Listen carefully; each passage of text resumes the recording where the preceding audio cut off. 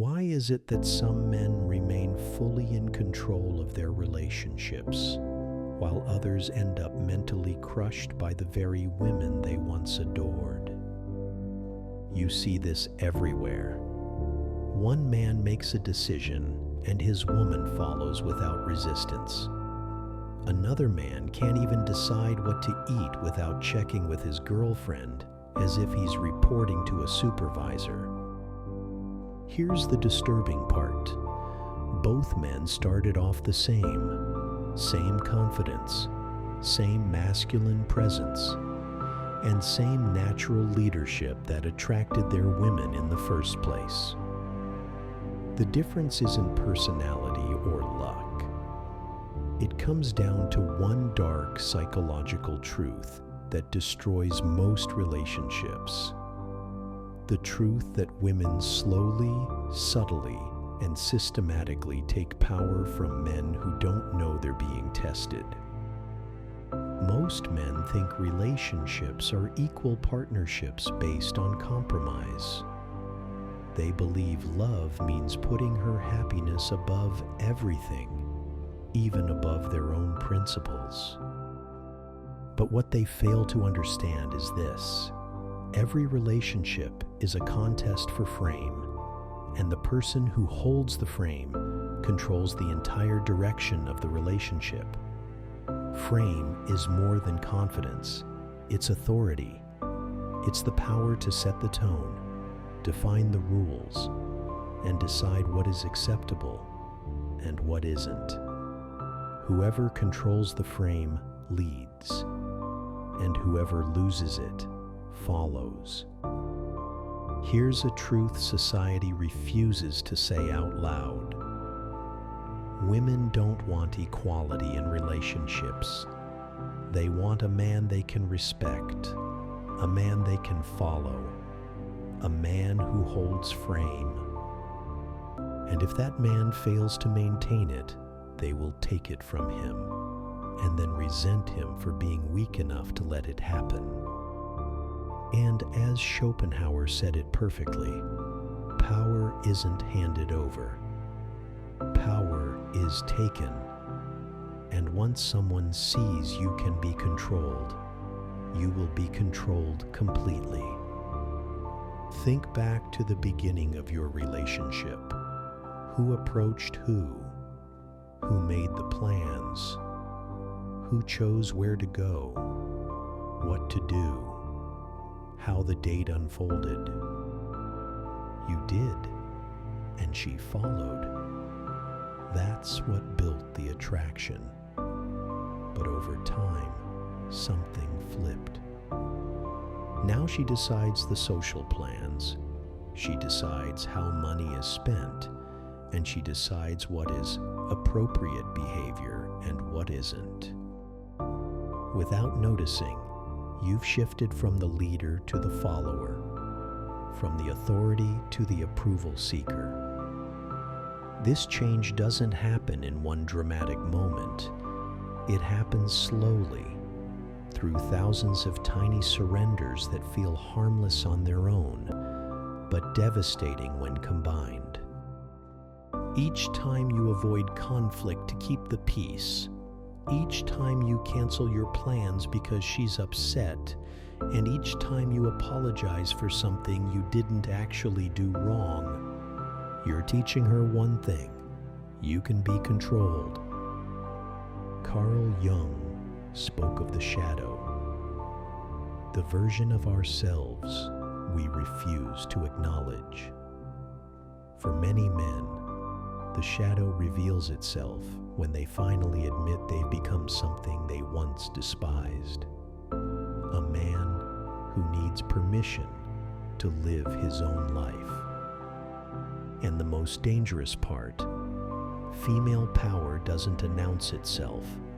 It disguises itself as love, care, and emotional connection. She doesn't demand control directly. She creates emotional situations where surrendering feels like the mature thing to do. This is where the PSA cycle begins. Pity, shame, anger, the unconscious system women use to gain full psychological influence over a man. Women don't take control out of malice. They do it instinctively, through a pattern almost every man has experienced. Stage 1. Pity. She presents herself as the victim of your choices. I just wanted to spend time with you, but I guess your friends are more important. This triggers your instinct to protect and fix.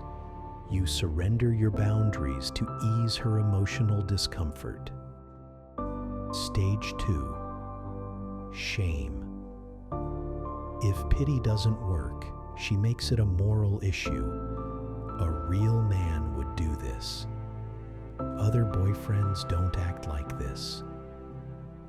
This attacks your identity, not your behavior, and most men collapse under the pressure. Stage 3. Anger. If pity and shame fail, she withdraws affection, silent treatment, coldness, threats to leave. Not explosive anger, but calculated emotional distance designed to make compliance feel like the only solution. And here's the twisted truth. Women rarely do this consciously. These behaviors are evolutionary stress tests designed to measure whether you're strong enough to lead or weak enough to be led. Women test men constantly, not because they're manipulative, but because they need to know whether your boundaries are real. When you give in to avoid arguments, when you sacrifice your needs for hers, when you surrender your decisions to keep her happy, she doesn't appreciate it. She loses attraction. Because every act of surrender proves you're not the strong man she believed you were. This is the trap most men fall into. The more they try to make her happy, the less happy she becomes. Not because she's ungrateful, but because your weakness makes her feel unsafe.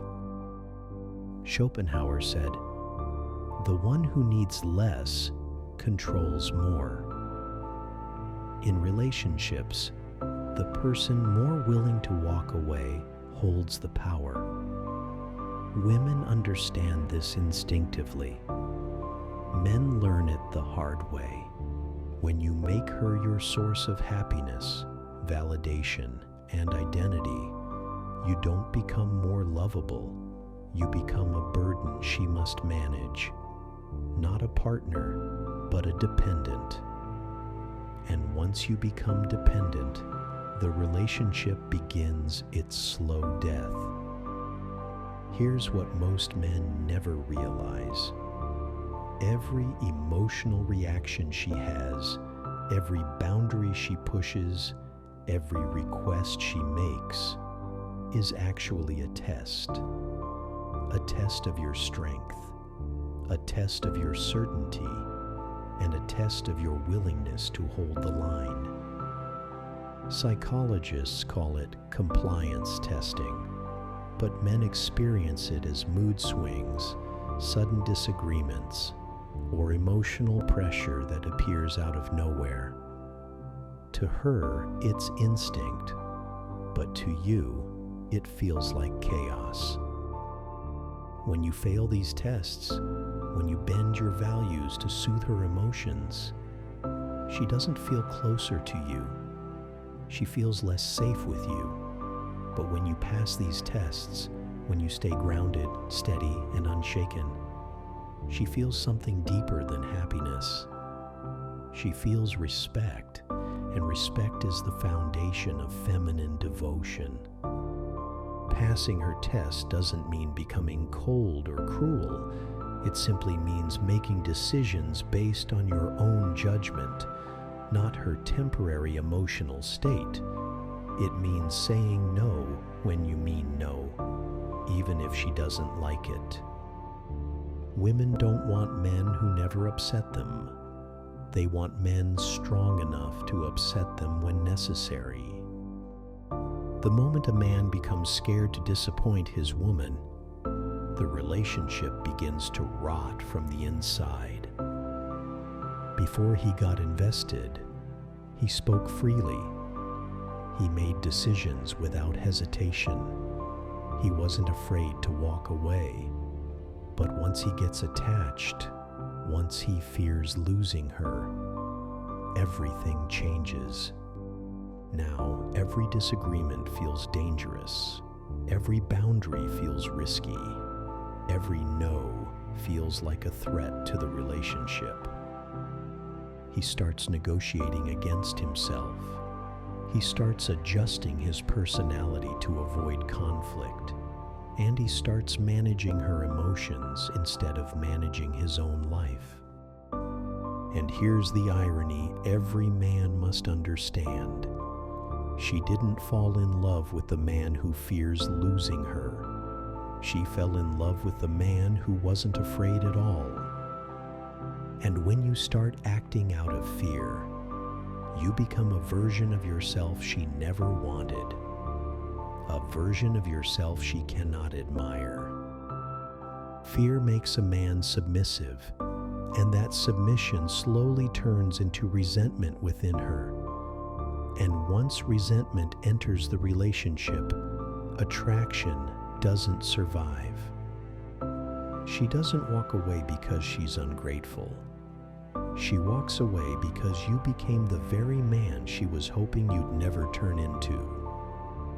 At the core of every relationship lies one brutal truth. The person who needs the relationship the least always holds the most power. Women understand this instinctively. Men almost never do. When a woman senses a man has become emotionally dependent, she knows she can use the subtle threat of leaving, not because she wants to hurt him, but because she can feel he's built his entire happiness around her, that she has become the center of his world. But a man with a mission, a man grounded in purpose, a man who is proud of the life he's building, a man whose identity does not hinge on her approval, cannot be controlled. You cannot manipulate a man who has options. You cannot threaten a man who does not live in fear. And you cannot dominate a man who is willing to walk away from anything that costs him his integrity. And this is why women follow strong men willingly. Not because he forces control, but because his life is worth joining. Because real power isn't loud, it isn't aggressive, it isn't performative. It is the quiet ability to walk away, calmly, confidently, without hesitation. And the paradox is this. The man who doesn't need her is the very man she ends up giving herself to completely. Here is one of the most painful and most misunderstood truths of modern relationships. People assume a woman becomes happier when she has full control, but the truth is that when she gains full control, she loses full attraction. Not because she's unkind, not because she's manipulative, but because her biology cannot trust a man she can easily overpower.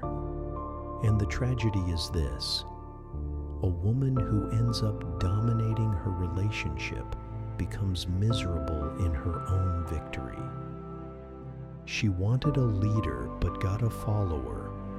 She wanted a man with direction but got a man orbiting around her emotions. And she wanted someone she could respect, but got someone who waits for permission. This is why women initiate most breakups. They don't leave because the man didn't give enough. They leave because he gave too much. He surrendered his authority, and when he did, he drifted away from his mission, and once he drifted, he eventually lost his frame. And in doing so, he surrendered the very thing that made her fall in love with him in the first place. Because love cannot survive in the same place where respect has died. The solution isn't to become domineering or controlling. Real strength has nothing to do with force. Reclaiming your frame begins with one decision. You will no longer abandon yourself to keep a relationship alive. You hold your boundaries, even when she pushes. You speak your truth, even when she dislikes it. You follow your mission, even when it inconveniences her. You stay grounded, even when her emotions rise. You stop chasing harmony at the cost of your self-respect. You stop negotiating your identity for approval. You stop shrinking yourself just to avoid temporary discomfort, because women don't test men to break them. They test men so they can trust them. And when you stand firm through those tests, something remarkable happens. Her resistance turns into admiration. Her tension turns into desire. Her fear turns into devotion. Because at her core, every woman wants the same thing. A man who is unshakable. A man she can follow voluntarily. A man whose strength makes her feel safe in a world full of uncertainty. From here, two paths lie ahead. You can keep surrendering your frame, hoping it will create peace, and slowly watch the relationship fall apart. Or you can return to the man you were before fear took over. A man guided by purpose, boundaries, and an unwavering identity. One path leads to dependence, and the other leads to respect. The choice has always been yours.